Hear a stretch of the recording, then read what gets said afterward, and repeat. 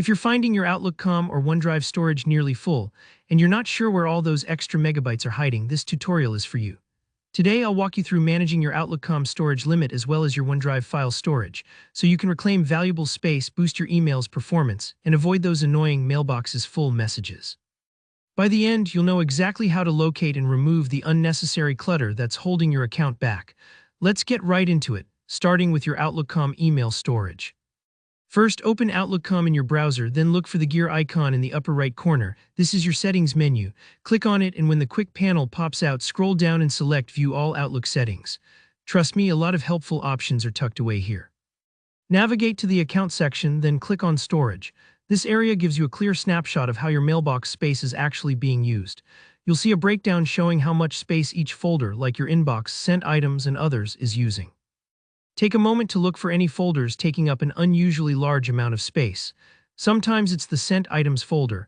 Over the years, attachments from outgoing messages really add up. Identifying these heavy-hitter folders is a key step because you want your cleanup efforts to be precise and effective. Once you spot those bulky folders, it's time for a bit of digital spring cleaning. Open, say, your Sent Items or any folder with a lot of old mail. You can select groups of emails and use Outlook's cleanup options to delete items that are over 3 months, 6 months, or even a year old. This is helpful if you want to keep your recent correspondence but scrap the rest.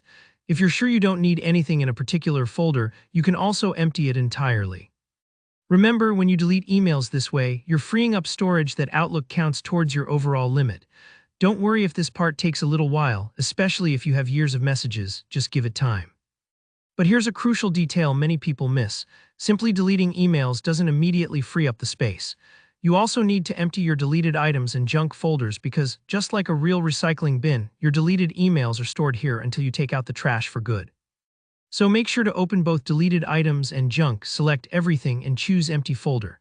Think of this like decluttering your house. Throwing stuff away is only useful if you actually bring the garbage out to the curb. Now let's switch gears and talk about OneDrive, where your files live in the cloud. To check your storage, click the OneDrive icon in your computer's taskbar or menu bar and go to Help and Settings, then Settings.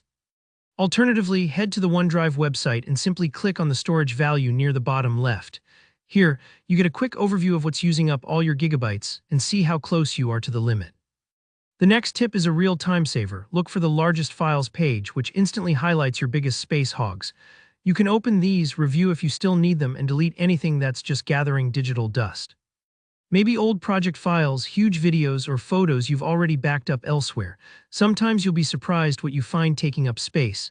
And don't forget about OneDrive's recycle bin. Just like with Outlook, deleting files only moves them into the bin.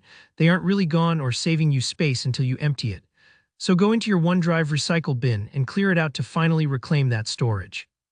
Just like that, by following these steps, you'll have much more breathing room in your Outlook and OneDrive accounts. If you found this guide helpful, give it a thumbs up, leave a comment below if you have any questions, and don't forget to subscribe for more practical tutorials every week. Thanks for watching and happy organizing.